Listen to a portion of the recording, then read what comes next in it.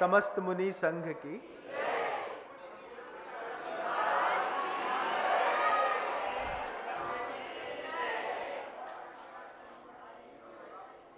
बीना बारा का एक प्रसंग याद आता है मुझे। उस वक्त 2014 की बात है। पूरा संघ इर्यापद भक्ति के लिए बैठा था।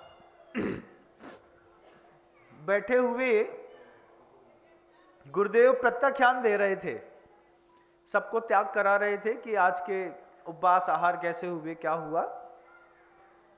किसी साधु की भावना थी उपवास करने की।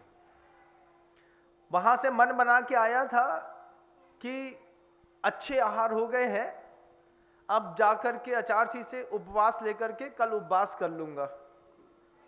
और जब समूह में हम सब लोग बैठे थे तो बगल वाले साधु ने धीरे से इशारे में बोला, खबरदार अगर उपवास किया तो।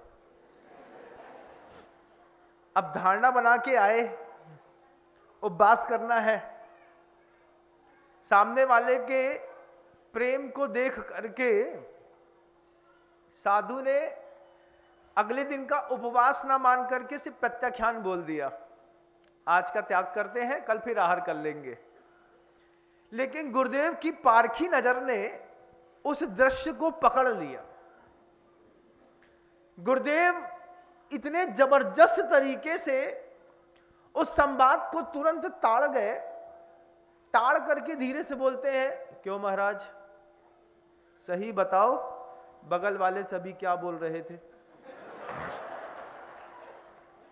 अब 45-48 साधु सामने बैठे। गुरुदेव सिंहासन पर बहुत ऊपर बैठ करके हम लोगों को आशीर्वाद देते हुए प्रत्याख्यान प्रायश्चित हो रहा था। गुरुदेव की कैसी गजब की पारखी नजर थी। गुरुदेव थोड़ी सी पारखी नजर में तुरंत ताड़ गए कि ये इसको इस चीज के लिए मना कर रहा है। और जैसे उनके पास पहुंचे और पहुंच करके ऐसा आशीर्वाद देने की आदत थी गुरुदेव की, और पहुंचते बोलते हैं, पहले ये बताओ बात क्या कर रहे थे। कुछ नहीं महाराज, कोई बात नहीं कर रहे थे। शिष्य तो ऐसा बोलता ही है। आचार्य ने बड़ी नाक दिखा के बोलता, सही बताओ क्या बोल रहे थे। अब जब ऐसी बात उठ गई तो अब गुरु के सामने झूठ कोई क्या बोलेगा। जिसके सामने हम तन से दिगंबर हैं, उसके सामने हम अगर मन से भी दिगंबर हो तो हमारी दिगंबरत्व की शान बढ़ती है। जब हम अपने गुरु के सामने तन से दिगंबर बैठे हैं तो फिर मन में भी दिगंबरत्व होना चाहिए। महाराज खड़े होकर के बोलते हैं, महाराज ये महाराज जी और हमारे एक ही चौके में आहार हुए, हम दोनों ने अच्छे से आहार किए। लौटते में ये हमसे बोल रहे थे कि कल का उपवास कर लेंगे हम, और हमने इनसे सिर्फ इतना सा मना किया कि अभी ठंडी बहुत ज़्यादा है, तुम उपवास नहीं करो। इसके अलावा महाराज कुछ भी नहीं कहा। ऐसा कह करके और हाथ जोड़ करके बोलते हैं, उसमें भी महाराज कोई गलती हो गई हो तो क्षमा चाहते हैं। ऐसा कह करके साधु बैठ गए। बैठने के बाद गुरुदेव जो शब्द कहते हैं, गुरुदेव 45-48 साधुओं को एक साथ समझाते हैं। समझाते हुए गुरुदेव कहते हैं, देखो पंचम काल में हुंडाऊ सर्पणी में कितना तेज कर्म का उदय है।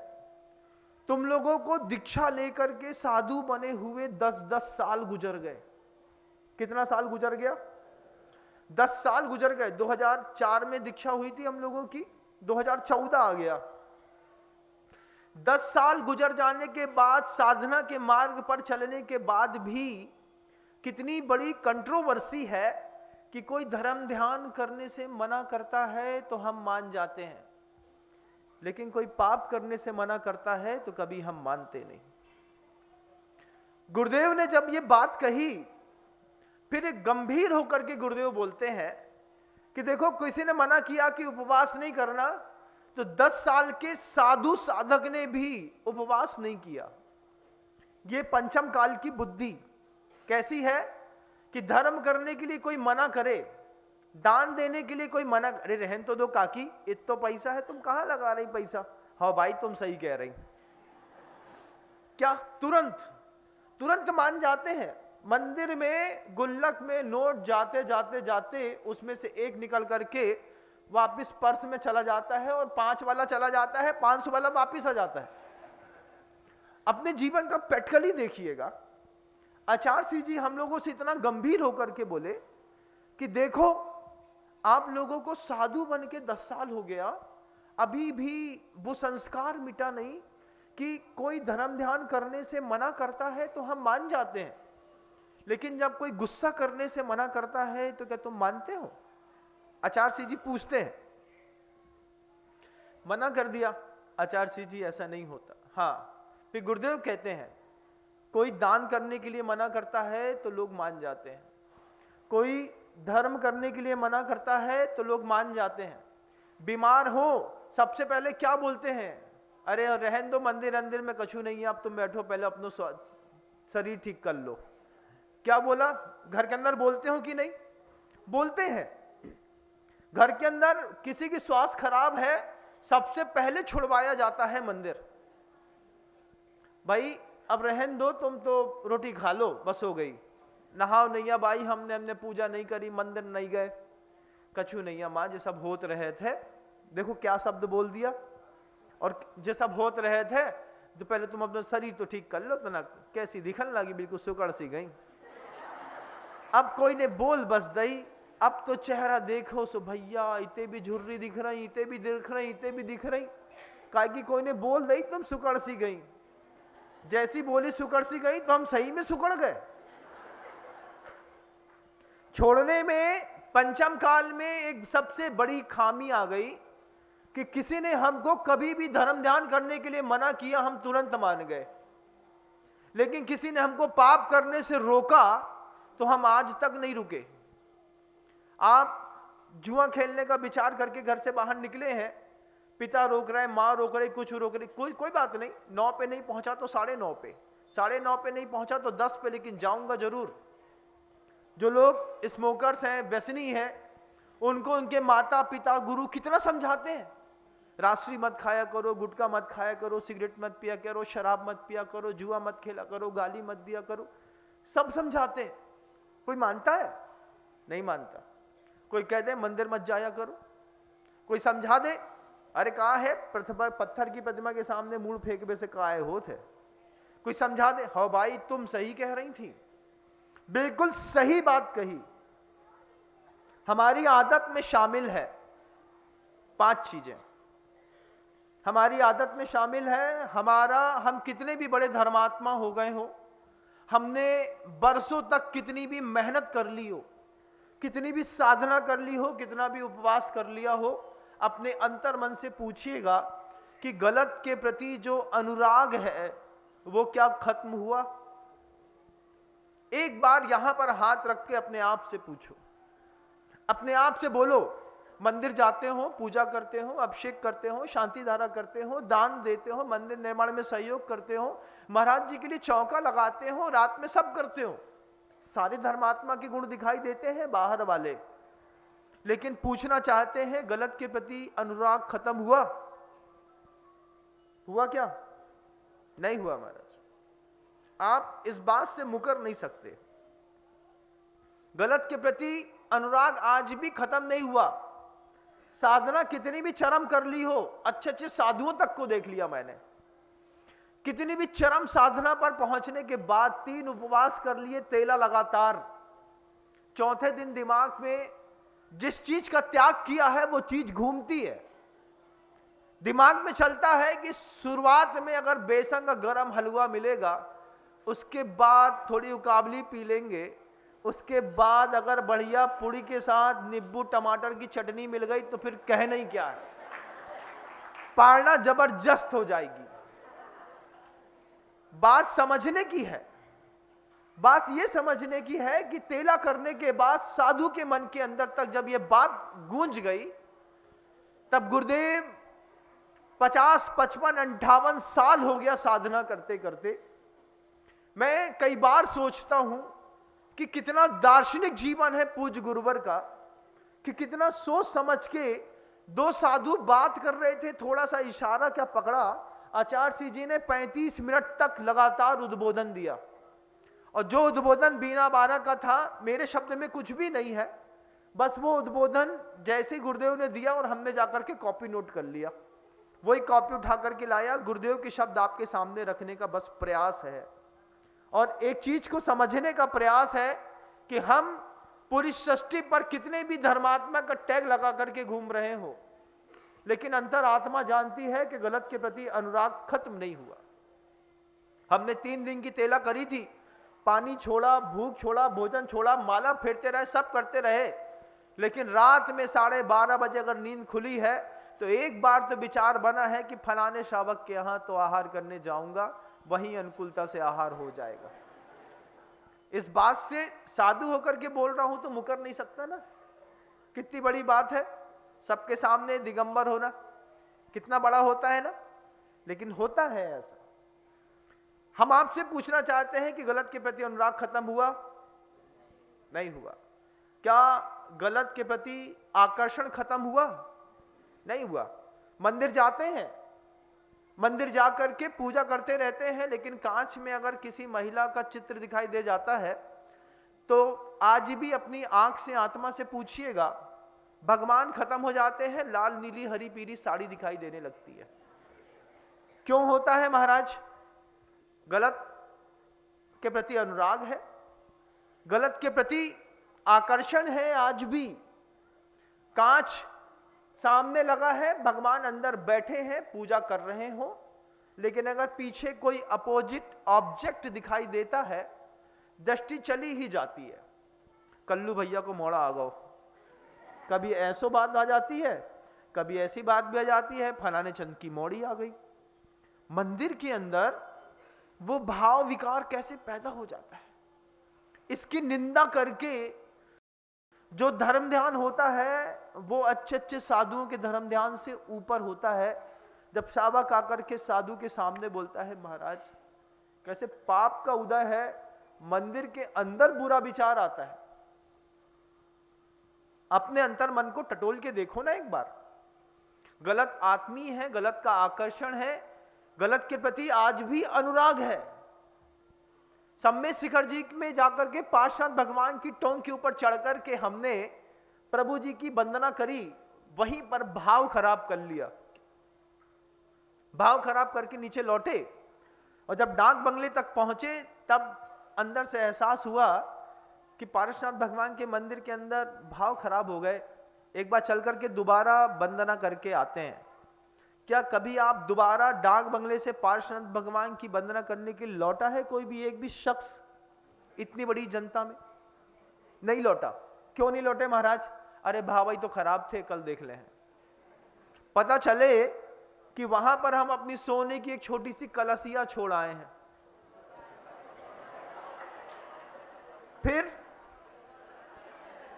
फिर क्या होगा? फिर बोलेंगे, काकी तुम रुकियो, हम तनक फिर से पारसनाथ के पास होके आ रहे। काय तुम काय जा रही?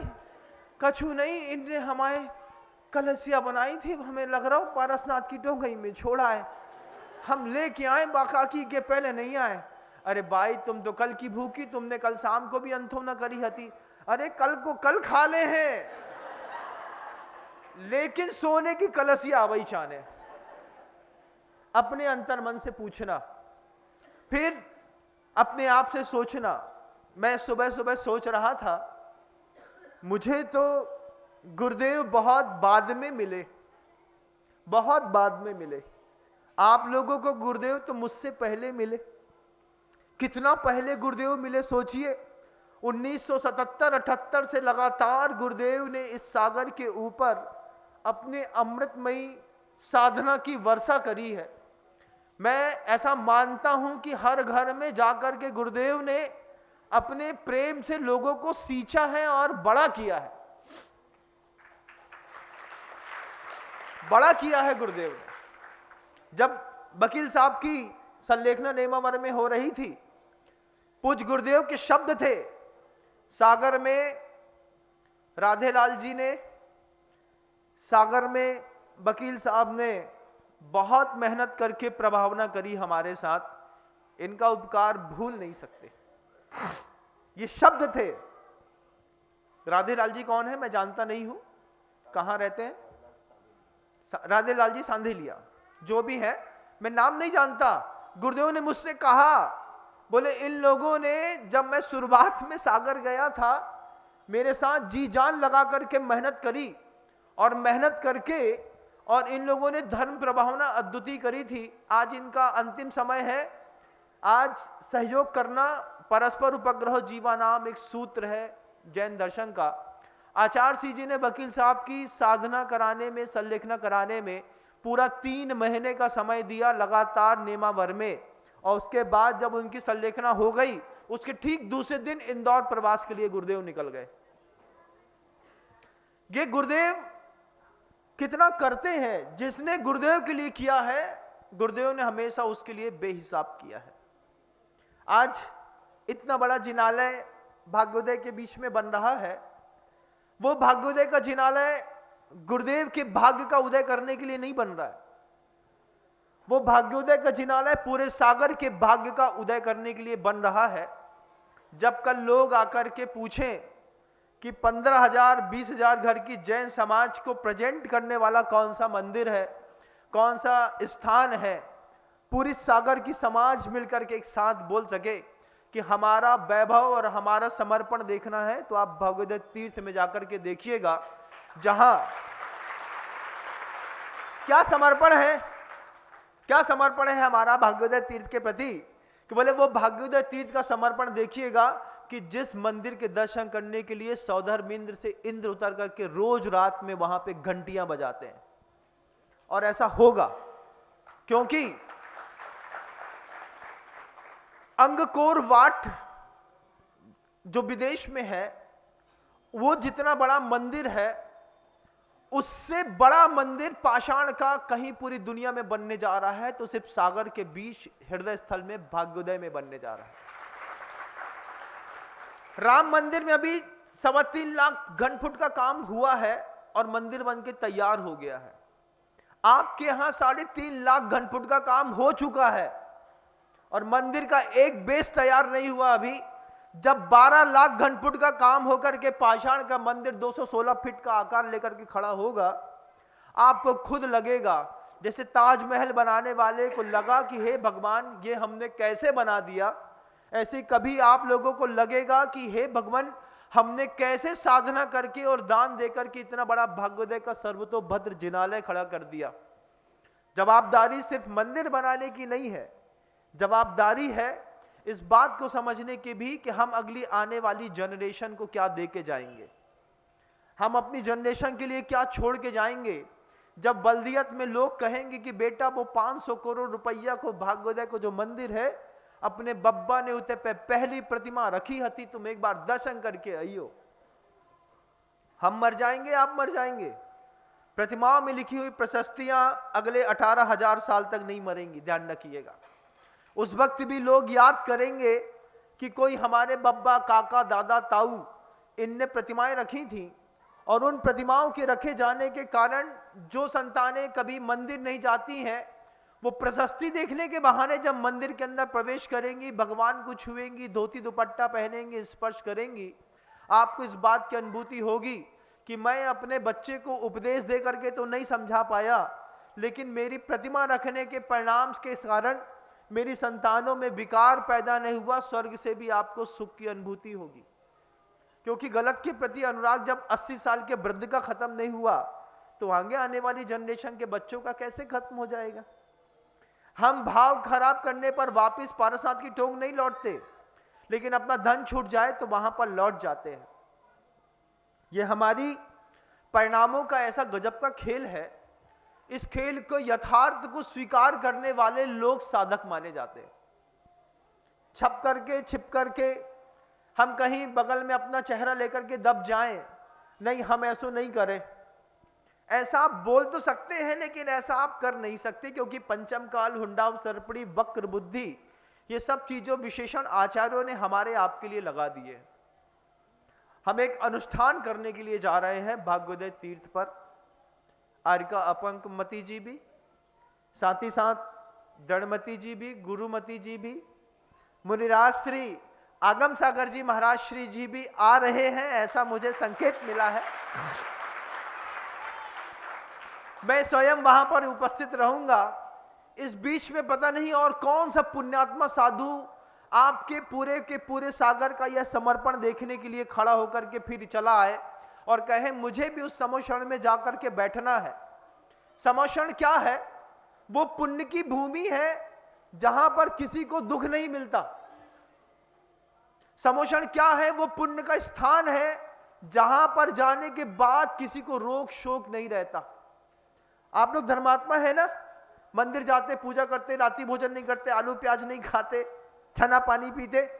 हम पूछना चाहते हैं आप सभी लोगों से, दुनिया के लोगों से, आपके 50 साल के, 40 साल के, 70 साल के धर्म ध्यान का असर, तुम्हारे धर्म ध्यान की रेंज कितनी बड़ी है? घर के अंदर ऐसे कहां तक तुम्हारी रेंज जाती है? मान लो 5000 स्क्वायर फुट का आपका मकान होगा, 5000 स्क्वायर फुट में तुम्हारे धर्म ध्यान की खुशबू फैली है कि नहीं?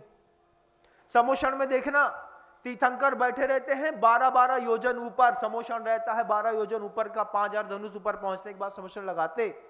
आदिनाथ स्वामी का 12 योजन का समोषण, उस पूरे के पूरे में सांप नेवला भी बैठे हैं लेकिन बैर नहीं कर रहे, गुस्सा नहीं कर रहे, क्रोध नहीं कर रहे।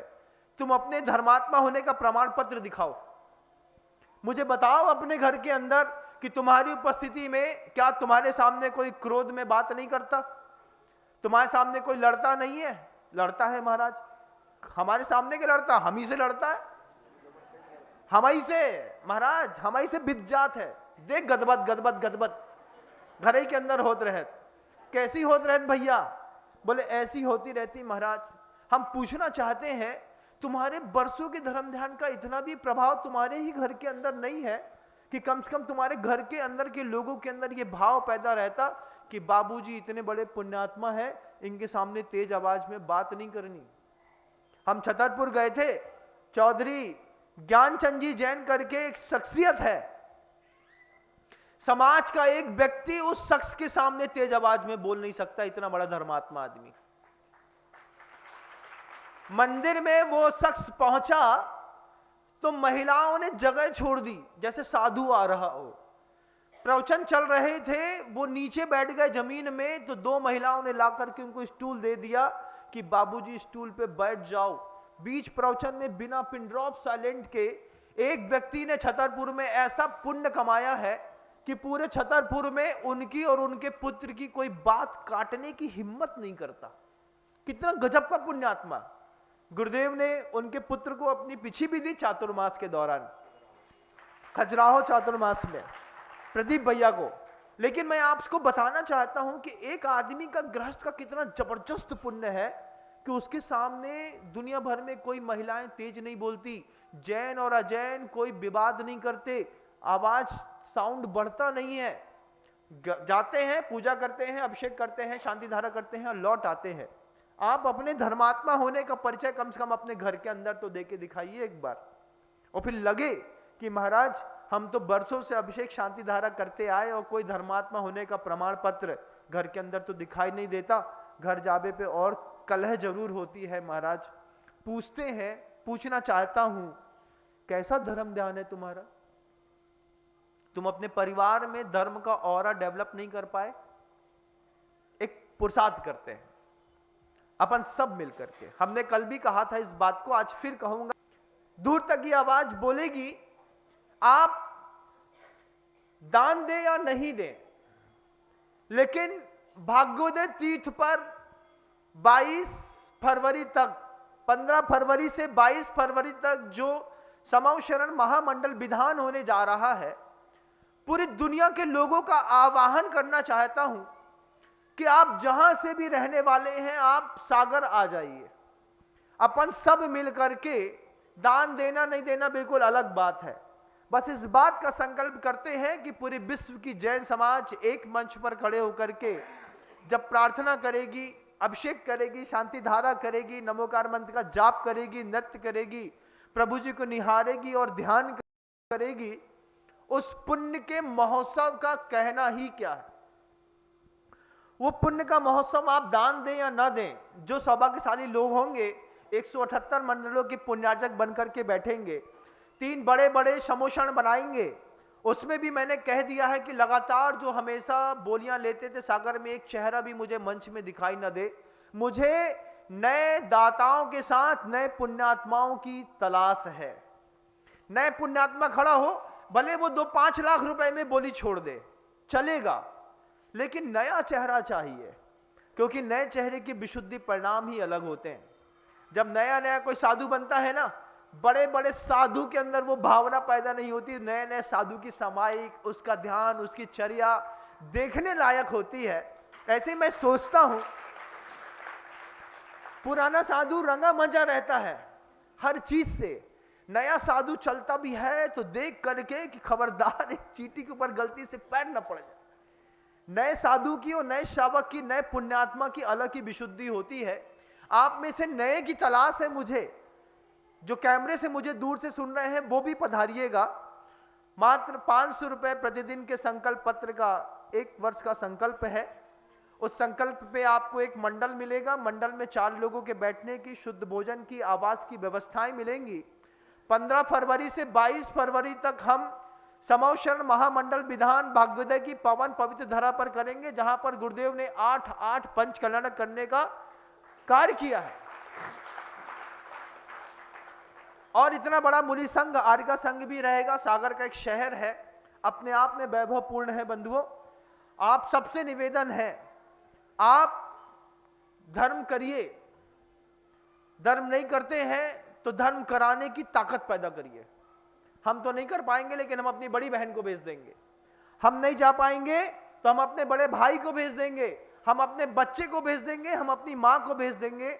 अगर आपकी कोई मजबूरी है तो घर में रुकिएगा, नहीं तो आपको देव शास्त्र गुरु के अनन्य परिणामों की सौगंध है।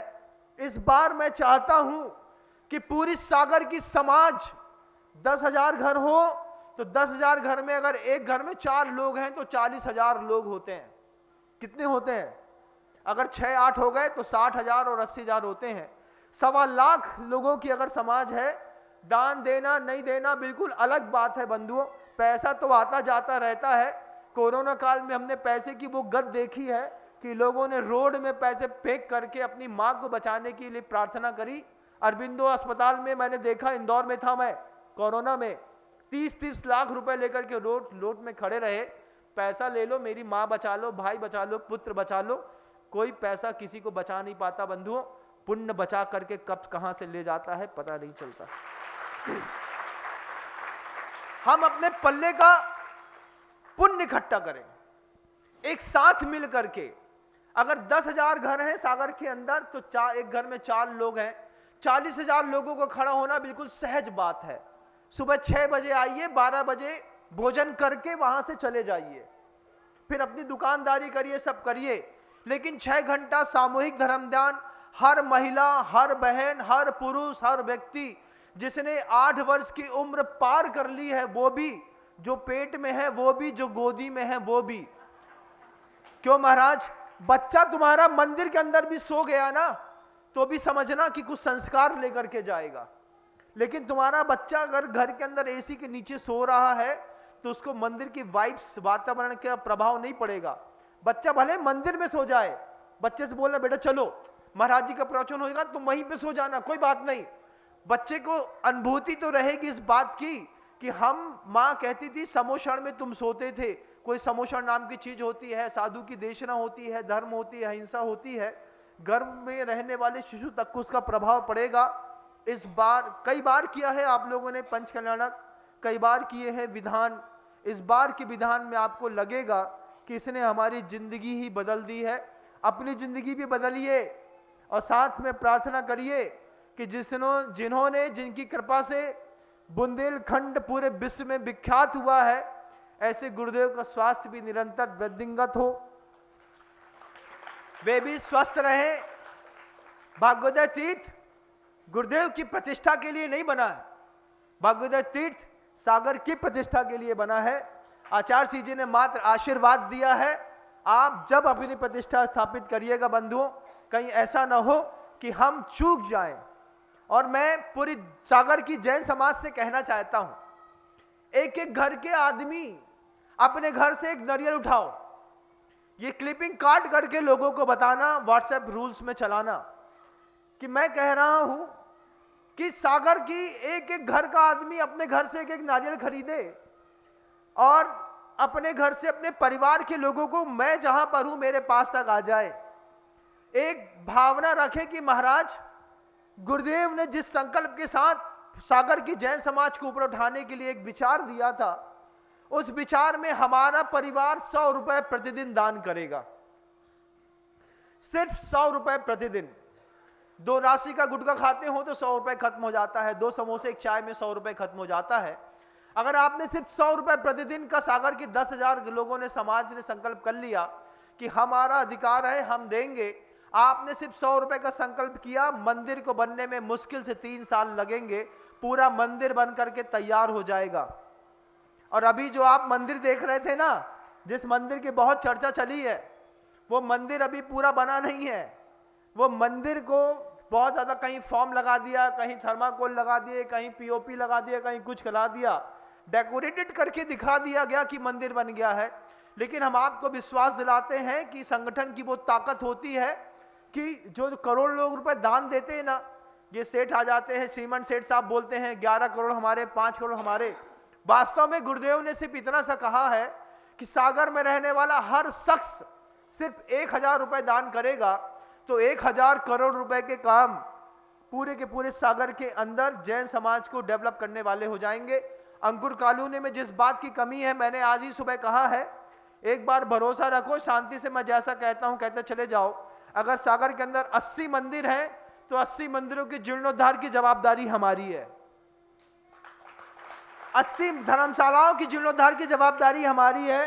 80 जगह पे साधु के रुकने, संत निवास की जवाबदारी हमारी है। आपको सिर्फ भरोसा करना पड़ेगा। एक साधु पर अगर हमारी आस्था टिक गई, गजब का कमाल करती है बंधुओं। और पूरे सागर की जैन समाज 10,000 घर हैं, 12,000 हैं, 8,000 हैं, 5,000 हैं, चाहे 25,000 हैं, लेकिन इस बात का संकल्प कर लें कि हम 100 रुपए प्रतिदिन अभी लगातार 1 वर्ष तक देंगे। आप अपने 100 रुपए की ताकत देखिएगा। आपकी जेब से तो सिर्फ 36,500 निकलेंगे, लेकिन जब सेंट्रलाइज होता रहेगा 36,500 रुपए की छोटी सी राशि और सागर के भागवत तीर्थ के निर्माण के लिए खड़ी होगी, आपको लगेगा कि जो काम स्पीड पे हो नहीं पा रहा था उसमें तो इसमें दुरंतो लग गया। जैसे दुरंतो एक्सप्रेस चलती है, ऐसी आपकी भी गाड़ियां चलेंगी, आप भी समृद्ध होंगे। हम लोग तो साधु हैं, आज हैं कल नहीं रहेंगे, यहां से चले जाएंगे। लेकिन जब कभी भी आप भागवत जाएंगे, अधूरा मंदिर आपको अंदर से कसमसाहट पैदा करेगा। आज मैं आया हूं तो इतना उपदेश दे रहा हूं। सोचो अगर कल कोई साधु आए, ज्ञान ध्यान तपा रखता तपस्वी सा प्रशस्यते, अहिंसा परमो धर्म की जय, ये सब काम हमारा नहीं है, ऐसा कहकर के आंख बंद करके बैठ जाए। हमको तो भगवान की भी जरूरत नहीं है। गुरुदेव ने वो वरदान दिया है कि जंगल में भी सिद्ध भक्ति पढ़ते हैं और चुपचाप निकल जाते हैं। लेकिन आपको जरूरत है, मूर्ति पूजा की आपको जरूरत है, मंदिर की आपको जरूरत है, आपकी समाज को जरूरत है। अपने डेवलपमेंट के लिए आपको वो तैयारियां करनी है। आपस में करने की ताकत पैदा करिएगा, कराने की ताकत पैदा करिएगा। अपने पड़ोसी को भी कल से श्रीफल लेके आइएगा। मैं चाहता हूं कि रोज के कम से कम 500 श्रीफल हमारे सामने चढ़ें, इस बात के कि महाराज हम इस बात का संकल्प लेते हैं कि 100 रुपए प्रतिदिन सागर के भागवत निर्माण के लिए हर घर से हम देने का प्रयास करेंगे, दिलवाने का प्रयास करेंगे। गुरुदेव की भावना और आपकी ताकत दोनों एक साथ साकार हो। इन्हीं शब्दों के साथ शब्दों को विराम देता हूं। गुरुदेव श्री विद्यासागर जी महाराज।